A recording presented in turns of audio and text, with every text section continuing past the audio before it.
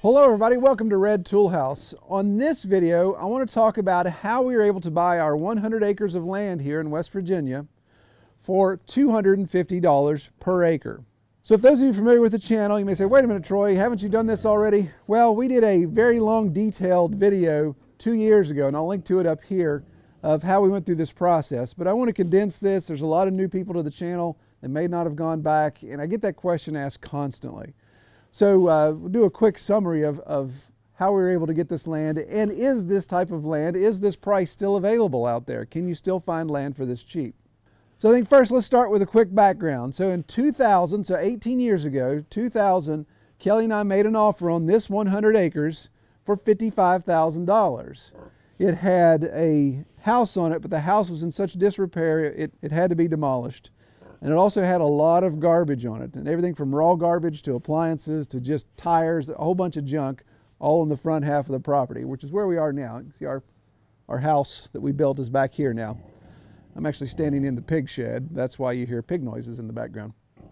But so we made an offer. That offer was readily accepted, and so we purchased the land, closed on it. Within the same year, we did a selective timbering of the property, very selective, and we sold 144,000 board feet of lumber, which grossed $35,000. Now we had $5,000 to pay for commission for our forester, so we ended up netting $30,000 there. So took that $30,000 against our $50,000 or $55,000, we ended up with $25,000 out of pocket. So that's where we ended up with this net of $250 an acre. So you can see right here, 18 years ago, the house that we inherited when we bought this place. It was in really bad shape. We knew it had to come down. You can see the pile of garbage here off of my shoulder as well. That garbage was piled up pretty high. That was just scrap metal that we started dragging out just from around the area, actually the area I'm standing. So we were able to drag that out as well. So there's a lot of work that needed to be done there. So the obvious question is, okay Troy, that was 18 years ago. Obviously you can't reproduce that. That can't happen, right? Well, I don't think in this area where we are. We're still very rural, but we're only 30 minutes from our capital city of our state. And development is spreading out this way a little bit. So I don't think I could get property that cheap again, but I wouldn't rule it out. Even in this area, I think it's available. There's a lot of abandoned or just land that's been left to return to forest around here that people have just neglected, old farms that are just growing back up. So it could be. But I think definitely in the state of West Virginia, absolutely. I think in Kentucky, I think even in places in Ohio, it's possible. So how does one begin to find this land? What is the process that we recommend you go through? Well, we can look at all the things that are available. Obviously, you can contact a realtor and start there. And in my experience, at least around here, and I don't want to badmouth all realtors, but in my experience, realtors really don't want to mess with raw land or just basic land. There's not a lot of commission opportunities in it. It's tough to show. It's rural, so they're driving out constantly. It's not conducive for their business model usually. Landwatch.com is a huge website that has large tracts of land for sale all across the country. You can find some land there, but usually that stuff's priced pretty high. It's usually had an assessment. It's land that somebody has kind of groomed to sell in bulk.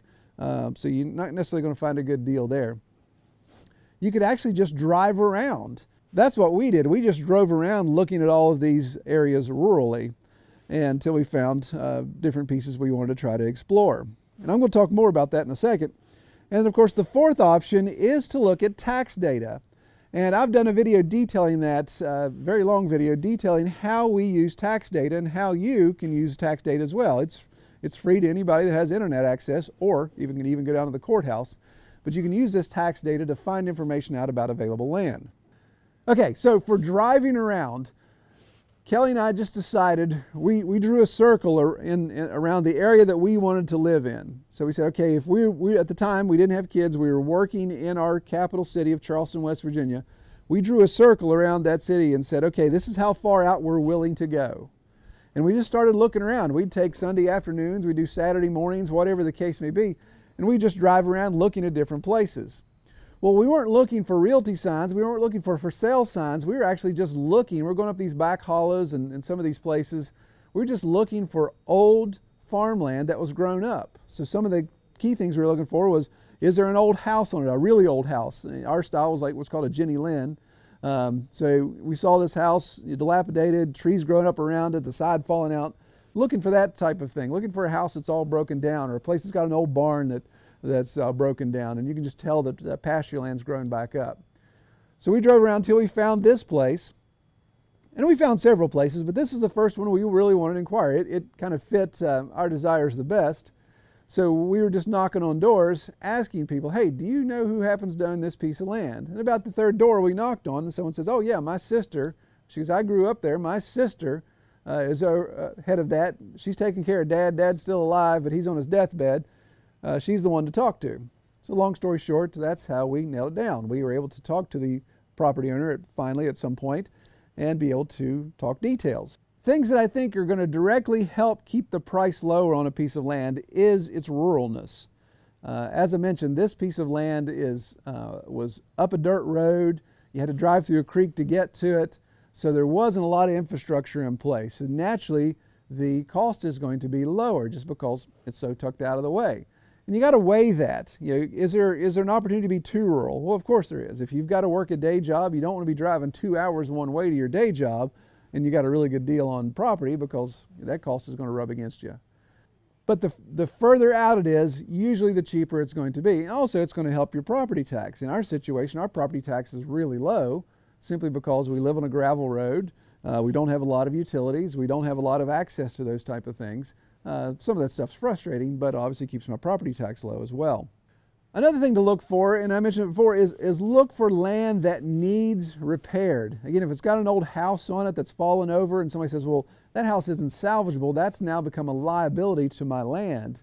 And they may think, well, before I can even sell that, I have to get that cleaned up. No, you can talk to these people and say, hey, no, I'll take care of cleaning that up. Just sell me the land at a reduced price. So those type of things. And again, like I said, in our situation, we had appliances laying everywhere, garbage, tires, all those type of things. The owner knew it was just an absolute mess, and was like, she was embarrassed to say, well, I hate to even sell it to anybody as bad as it is. And that's when we made the offer. So once you find a piece of land that you want to make an offer on, and you've been able to contact the individual, don't get upset with rejection. Don't be pushy, but if the person says, no, I'm really not interested in selling that, or at this time, no, I don't want anything to do with selling it, make sure you just leave them your contact information. Say, well, if you change your mind, here's my number, give me a call. Or you can even say, well, I would be willing to offer X if you want to go that far. Now, again, you may not know all the details of the property, but you say, well, I'd be thinking I'd pay X amount an acre or X flat rate for the land. Here's my number. Give me a call if you change your mind.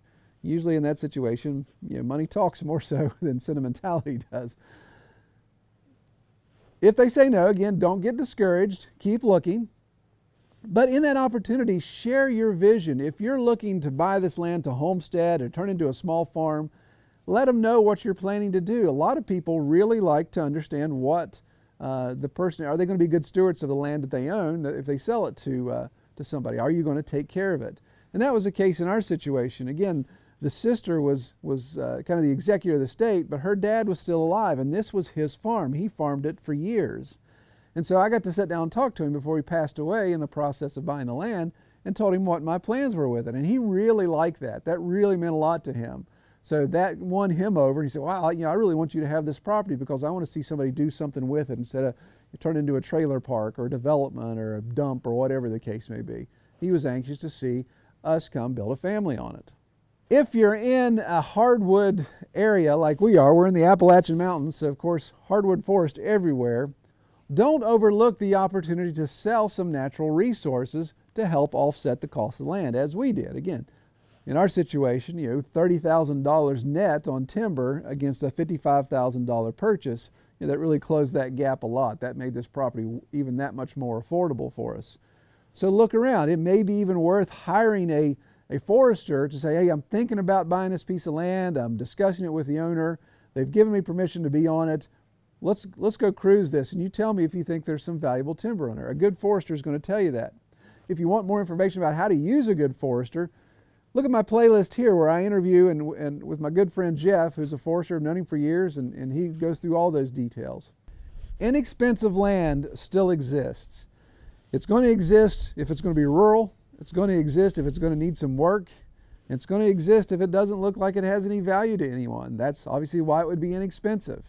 So take all those things in consideration, weigh that against your goals, weigh that against your budget, and see if it fits your model.